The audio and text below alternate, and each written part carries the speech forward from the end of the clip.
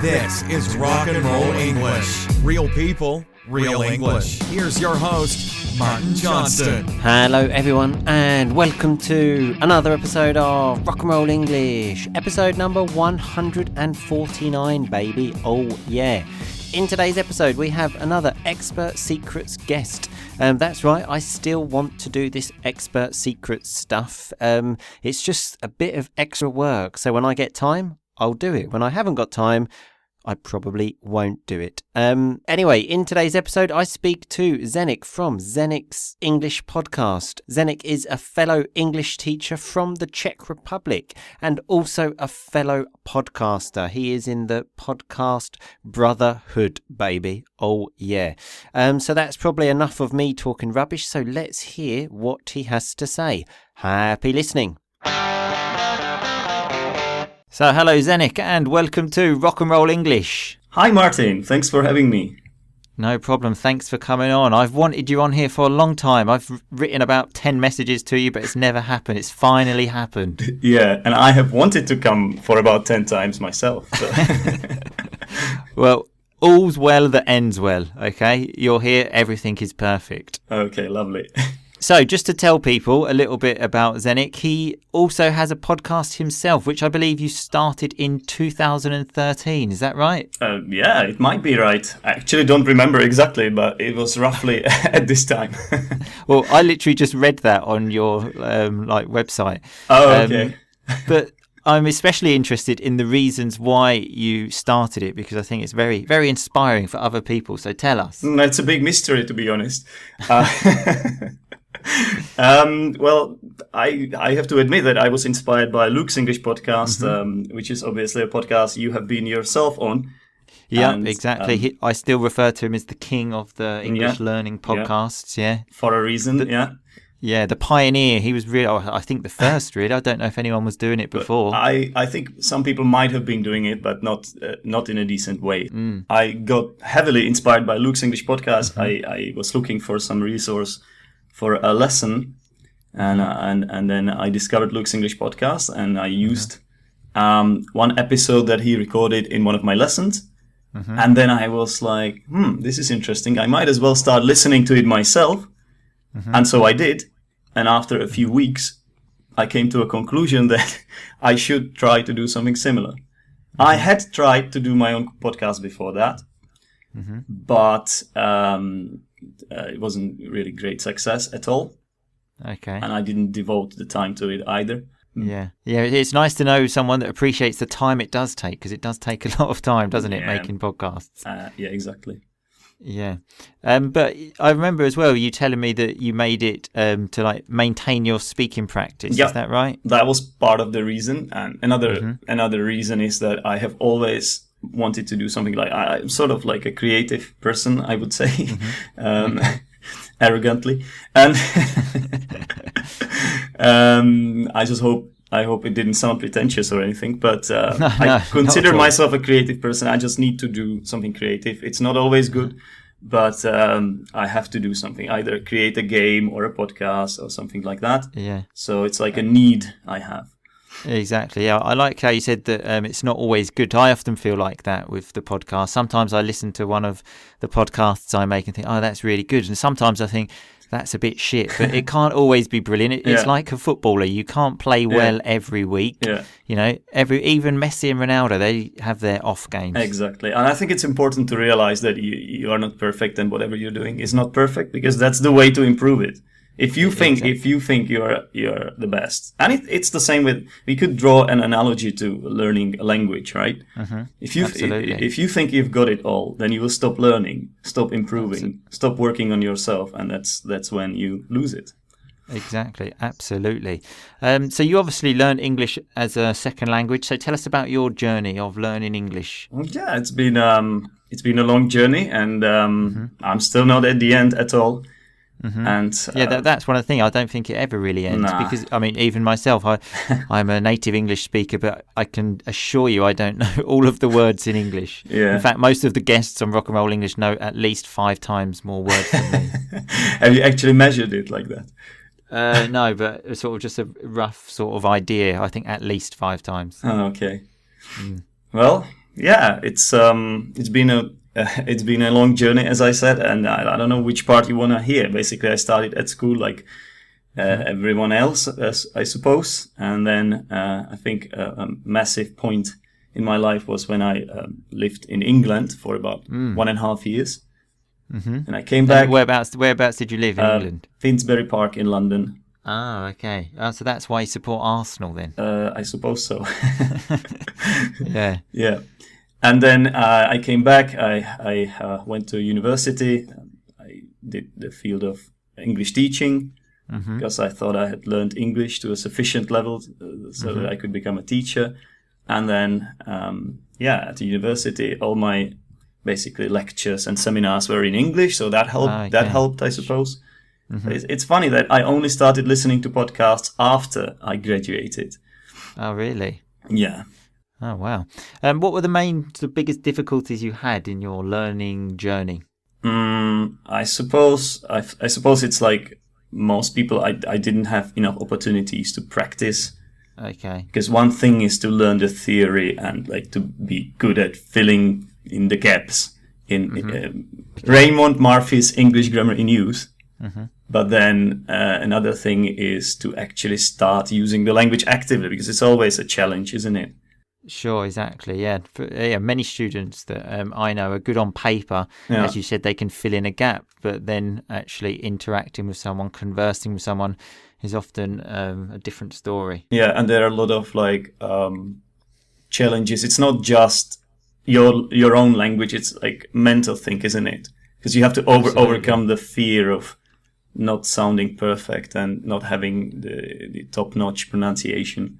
Yeah, exactly. And yes, rock and roll vocabulary, they're top notch, absolute maximum. Yeah. Yeah. But yeah, I completely agree. It was and it is the same for me in Italian, even today. Of like the confidence thing, depending on who I'm with, etc. I think, oh fuck, there's a lot of people here. Do I want to say something, or should I just be quiet and not say anything? Exactly. Still happens to me now. Yeah. Yeah. So you're obviously an English teacher as well. So at the moment, so you teach in the Czech Republic, and you often go to England in the summer. Is that right? Yeah. Well, I've been there twice, so I don't know if it counts as often, but I think 3 times can be often. So one more time we can say often. Third time is what's the expression? Third time is the charm. Or third time lucky, I believe. Damn it. third time lucky. Yeah. Third time lucky. Yeah. Yeah. So when you with your students, what are the main tips you give them to help them improve? Well, obviously, I tell them to listen to rock and roll English. That's the first thing I tell them. Yeah. When I start a lesson, I don't even do the icebreakers or anything. I just say, "Hello, my name is Zdenek. I'm an English teacher, and here is the tip for you to learn English. Listen to rock and roll English," and then I carry on with a normal lesson. Okay, that's good to know. Thanks. Yeah, no worries. Anytime.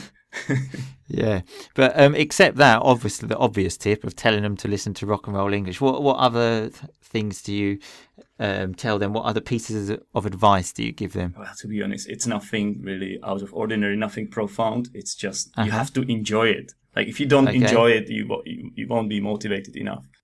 Yeah.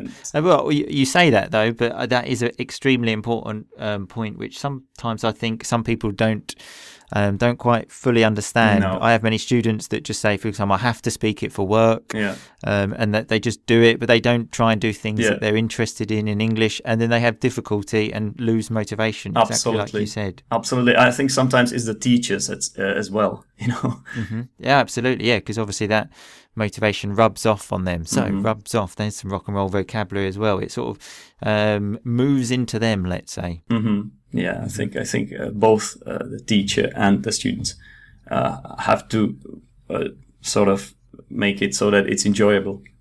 Sure, absolutely. I know as well, I'm quite interested in this myself, that you teach via board games. So board games are things like Monopoly, in case people don't know. So how do you do that? That's an interesting thing that I'm very interested to hear about.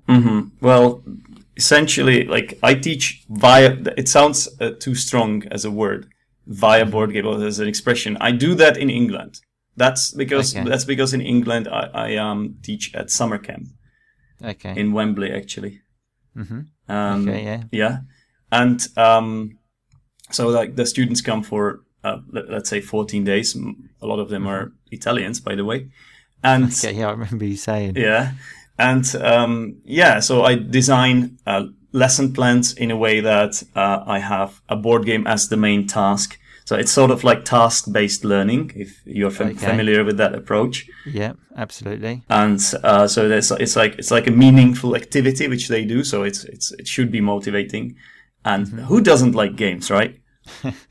Exactly. Yeah. Absolutely. But because I have to sort of like prove myself as a non-native teacher, so I try to really do it well. So so following all the right methods and preparing the lesson communicatively, reducing the teacher talking time and all that. So I take extra effort. I make extra effort, and I go out of my way to really prepare it well. And so essentially, I need to sort of first explain the rules somehow. But that's where there's like a trap there, because if I start explaining the rules, it could end up being like 15-20 minutes. Sure. So I have to find a way for them to learn how to play the game, but without me speaking. Oh, interesting. Yeah. Nice. So what I do is basically that I find a video, for example, of the playthrough or the rules explanation on YouTube. Oh, okay, nice. Or I write a short text, or I even take the rules from the game and I turn it into a listening task or a reading task with questions. So with questions about the rules. Sure. And then I really like that. Like the task-based learning, I often do that as well, because as you said, when students have an actual task to do, it makes it so much more interesting. And people can do this as well when you've got an actual task that you need to do in English. For example, doing online courses. There are many free online courses that people can do because there's actually a purpose to it, and it's much more motivating. Exactly. And it's basically something that the students would do in their real life. Because if you think about a classroom, it's such an artificial environment, and a lot of things that are done there, it just doesn't really reflect real life, you know. Absolutely, especially for example a listening task. When I did like the IELTS listening exam, I didn't do a real exam. I was doing like a practice one in class. I did very badly because I had never done that before. Even though it was obviously in my native language, I'd never had to listen to read the questions and write all at the same time. Yeah. Now, definitely, this is a difficult skill to master, and I've had some problems with this myself. My latest score in IELTS is 8 out of 9 in listening, but it's because I listen to podcasts all the time these days. Yeah. But it's really tough, as you say. You have to listen, you have to write the answer down, and then you also have to read as well the question. Exactly. So this is just some advice to people if you are doing exams, to really prepare yourself for that exam technique, because if you don't have, even if your listening skills are perfect, if you don't have that exam technique, you will still make mistakes, exactly like I do when I do the listening test. And I know this is a cliche, but I think this is harder for men as well. Because really? we are terrible at multitasking, aren't we? Speak for yourself, Zdenek. I'm great at multitasking. Okay. Sorry. But no, I think you might be right, actually. I don't know. Yeah. Anyway, have you got any resources that you can give us? Something that I use is, there's a website, breakingnewsenglish.com. Okay, and perfect. It's been run for ages by an English teacher from the UK, I believe, and maybe 20 years or 15 years, something like that. And basically what he does is that he takes a piece of news and creates an article out of it, a short article, and then and builds a lesson around it. And it's really, really nice because it's up to date and topical, and everybody can, like a lot of people are interested in it. I can also, because there's so many articles, I can choose the ones that are appropriate or that I think might be interesting. So, for example, if I have a student that I know is interested in technology, I pick an article about technology. Or if I teach a business English class, then I choose something suitable for that. So, and so you have got like, so there are like listening tasks and grammar activities, vocabulary, everything. Oh, great. And if I'm not mistaken, so I'm sure I've come across this website before, there are different levels, is that right? Exactly. Yeah, so again, people that listening can go onto the website and find something suited to their level, and then you can do all the extra activities. Is that right? Because I can't really remember it so well. It is right, yeah. Okay, perfect. Yeah, that's a great website. And as well, again, it makes it more interesting because you're reading something that is actually relevant stuff, information that you want to know. Again, almost like task-based learning, because if there's actually a point to it, instead of just reading a text that's completely made up and makes almost no sense. Yeah, exactly. Okay, Zdenek, so where can we find out more about you? Well, to be honest, I have sort of started working on a website, but because I'm not really computer savvy, I would even go as far as to say that I'm computer illiterate. I feel your pain, believe me. I feel your pain. I haven't really progressed that much. So there is a website in working progress. It's teacherzdenek.com. Okay. But there is nothing there yet, so don't go there. But your podcast, where can we find out about your podcast? I guess that's more interesting. The podcast can be found on podbean.com. And so it's the same host as you have, Martin, because you were the one who recommended it to me, actually. That's good to know. Yeah. Good to know. Or you can just type into Google, which is what I did, Zdenek's English podcast, or you can go to the show notes of this episode and find it there. Or just it's on iTunes, so basically pretty much any podcasting app on your phone will find it. Okay, perfect. Okay, well, thanks a lot for your time, Zdenek. It's been a pleasure finally talking to you. Yeah, absolute pleasure for me too, Martin. It's great to be on your podcast, and it's one of the things on my bucket list, actually. Okay, well, you can tick that one off. Perfect. I just wanted to say that I'm competing with Dan, actually, because I know Dan has his own bucket list. So, Yeah, exactly. Yeah, maybe you two can compare bucket lists, which, in case people don't know, is like a list of things you want to do before you die. Yeah, exactly. Okay, well, thanks a lot again, Zdenek, and I'll speak to you soon. Yeah, thanks, Martin. Bye. Okay, thanks. Bye-bye. So that was me speaking to Zdenek about some expert secrets. So let's look, as always, at the best takeaways. One thing that I took away from this was that he said, never stop working and think you're the best. Never think, okay, I've reached the top now. I mean, that's just good life advice, isn't it? Whatever you do, never think, that's it now, I'm going to stop learning, especially with languages. He also said you need to overcome the fear of not sounding perfect. We all have to do that in foreign languages. We all want to sound perfect. We speak our own languages perfectly. We want to seem intelligent because, we are intelligent, aren't we? We are intelligent in our own languages, and sometimes we're worried about sounding stupid in a second language. But we need to overcome that fear. I think I read somewhere that a foreign accent is a sign of courage because you have the courage to actually speak it. You have to enjoy it. We've had that a lot as well, and that is so important. But I enjoyed the fact that he said also the teacher needs to enjoy it. There's nothing worse than going to a lesson and seeing the teacher is having a really shit time. So the teacher and the student need to enjoy it. Another thing I thought was really interesting, he said that he needed to prove himself as a non-native speaker, prove himself as a teacher, basically, because he's non-native, which I found very interesting. My personal opinion is that non-native speakers often make better teachers because they've actually gone through the journey that you're going through to learn English. I often feel that I have to prove myself as a native speaker teacher. So, it's good to see a different opinion. That's the point of this Expert Secret series, to listen to what people in different parts of the world have to say. You can always learn something from someone else, especially someone that's got a lot of experience teaching English. Another thing was that the board games, when he spoke about them, he said that it's something you do in real life. That is very important. Do things in English that you do in your normal life. Otherwise, it doesn't really have much sense, does it? Anyway, thanks again to Zdenek for coming on. I hope you enjoyed the episode. All of the links we spoke about are on the website, rockandrollenglish.com, episode number 149. I will see you all again on Monday, people. But in the meantime, just keep on rocking, baby. Thanks so much for listening to Rock and Roll English. For more great content and to stay up to date, visit rockandrollenglish.com and facebook.com/rockandrollenglish. We'll catch you next time.